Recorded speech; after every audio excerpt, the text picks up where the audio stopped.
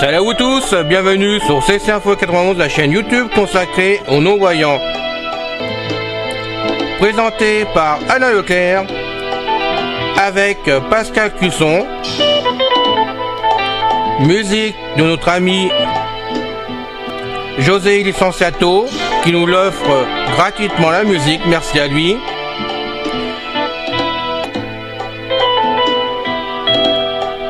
Soyez tous et bienvenus sur la chaîne. Notre liste de diffusion pour vous tenir au courant de ce qui se passe sur la chaîne. Vous pouvez y aller sur ceci-info91 plus subscribe @googlegroup.com.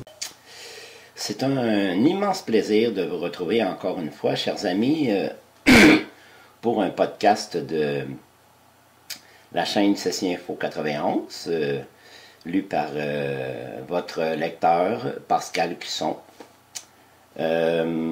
Aujourd'hui, j'aimerais demander aussi à tous ceux qui sont abonnés à la chaîne et auditeurs assidus de nous aider en parlant de la chaîne CC Info 91 autour d'eux, soit par email, de bouche à oreille, ou bien sur vos murs de vos réseaux sociaux. Parlez-nous afin de nous attirer des nouveaux adhérents.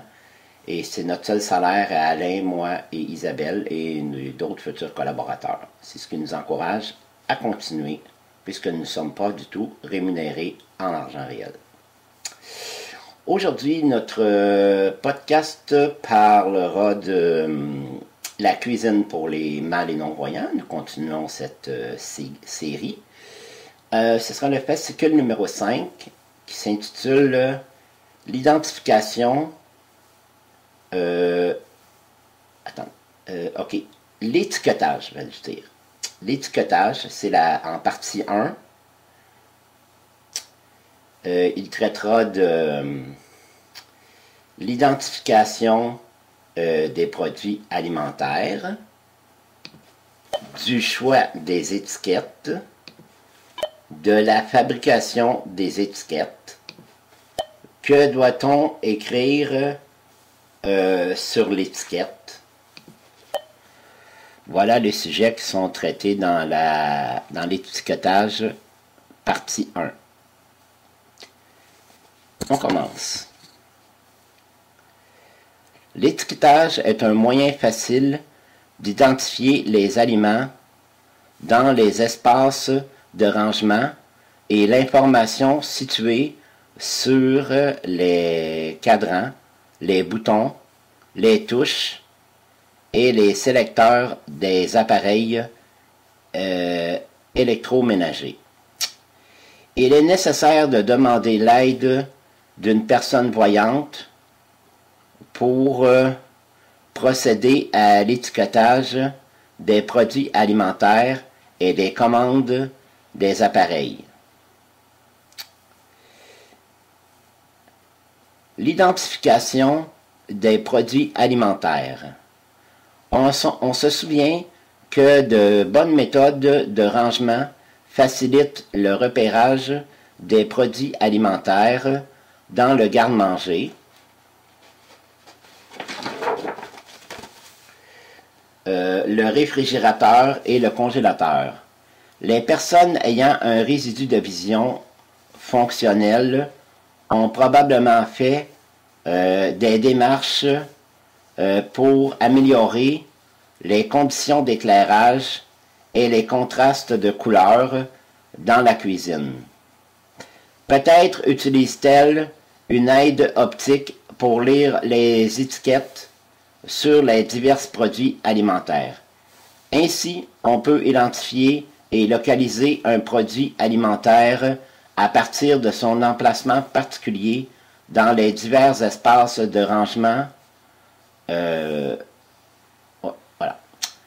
La texture, la forme et le format des contenants permettront aussi d'identifier et de différencier les aliments entre eux. Les personnes ayant un résidu de vision peuvent aussi se fier à l'illustration et aux couleurs des contenants. Le lettrage sur l'étiquette sera parfois même lisible, sinon on peut avoir recours à différents choix d'étiquetage pour les non-voyants en particulier.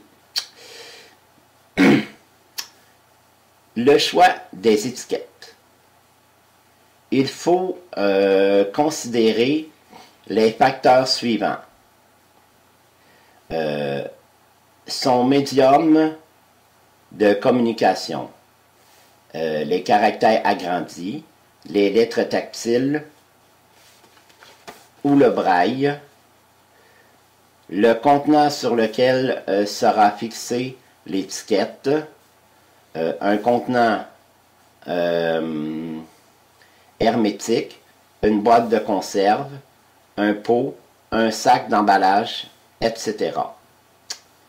Le lieu d'entreposage, le garde-manger, le réfrigérateur, le congélateur, etc. La fabrication des étiquettes. Il y a plusieurs façons d'étiqueter les produits alimentaires. Voici les formes les plus courantes. L'étiquette en caractère agrandi, l'étiquette tactile en caractère agrandi et l'étiquette en braille. L'étiquette en caractère agrandi est fabriquée sur un carton blanc de préférence à l'aide d'un crayon feutre à encre noire permanente de façon à obtenir le meilleur contraste possible entre le lettrage et le carton ou encore avec une aide informatique qui permet d'imprimer en gros caractères.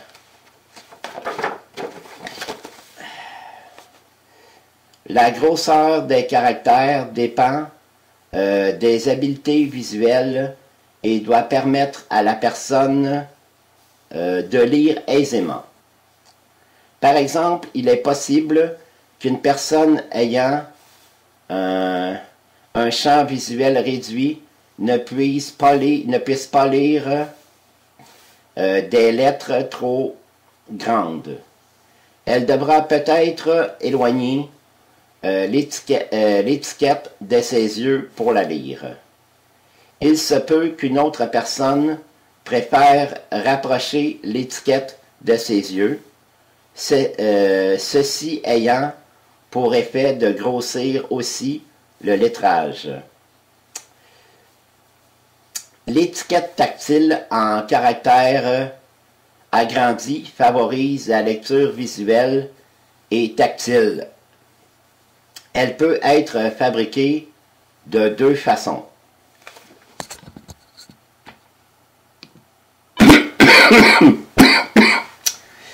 Pardon. À l'aide d'une tablette et d'un poinçon ou d'une machine à écrire, le braille sur du papier épais conçu pour le braille ou une feuille plastifiée de type braille label. À l'aide d'un marqueur braille sur un ruban plastique conçu pour le marqueur. Cette étiquette peut être collée sur une bande magnétique de même dimension pour adhérer à la surface métallique d'une boîte de conserve. Elle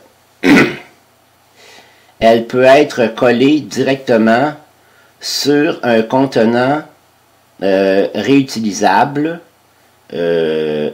Exemple, de la farine.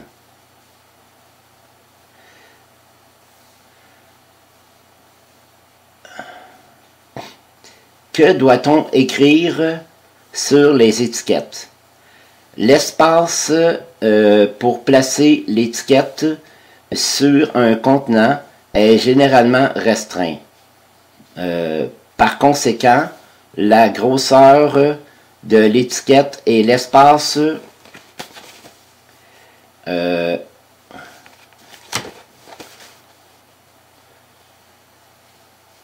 pour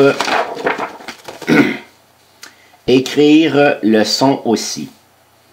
C'est pourquoi il faut établir un système de codage pour chacun des produits alimentaires. Le système de codage étant personnel, les codes doivent être faciles à mémoriser. On inscrit la ou les premières lettres du nom du produit sur l'étiquette. Il faut que les codes soient différents à l'intérieur d'une même catégorie de façon à distinguer deux produits semblables rangés au même endroit. Voici 3 exemples de séries de codes. Comme je vous dis, c'est très personnel et vous pouvez les utiliser pour vous-même ou bien en inventer vous-même. Par exemple, P majuscule et O majuscule pour poids. P majuscule, E majuscule pour pêche. P majuscule pour poire. C majuscule et C majuscule pour crème de céleri. C majuscule, H majuscule pour crème de champignons. P majuscule pour poivre.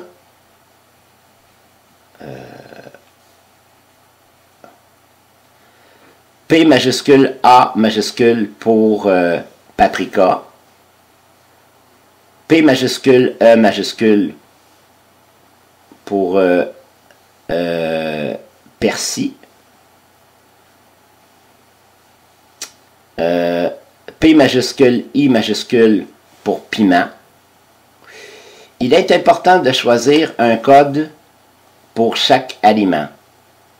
On choisit ces codes et on fabrique les étiquettes nécessaires pour chacun des espaces de rangement, le garde-manger, le réfrigérateur et le congélateur. Il est fortement recommandé de dresser des listes des produits alimentaires rangés dans le garde-manger, dans le réfrigérateur et dans le congélateur. On y inscrit les codes et les noms complets des produits étiquetés. On affiche ces listes à l'intérieur ou près des espaces de rangement comme aide-mémoire.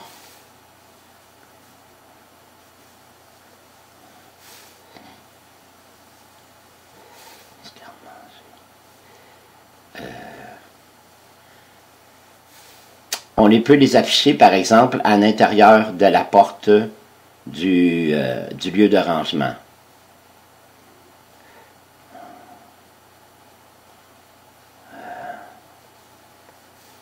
OK. Voilà, chers amis, fin de la partie 1 de l'étiquetage. J'espère que cela vous a plu et vous est utile. Jusqu'à la prochaine fois, prenez bien soin de vous. Bye bye. Ciao.